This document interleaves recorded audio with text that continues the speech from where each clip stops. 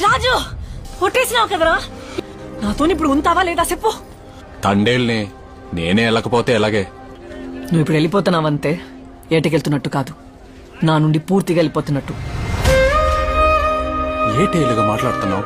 నేను ఇలాగే మాట్లాడతాను. ఏటిప్పుడు వెళ్ళకపోతే నీ పదవి పరువు పొద్దనా?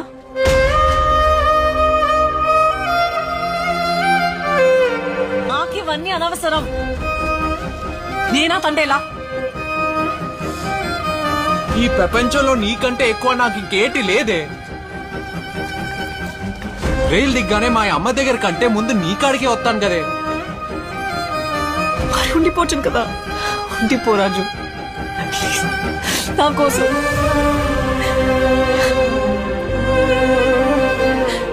రాజు నా మీద ఒట్టు, ఆఖరిసారి అడుగుతాను, ఉండిపోతావా వెళ్ళిపోతావా?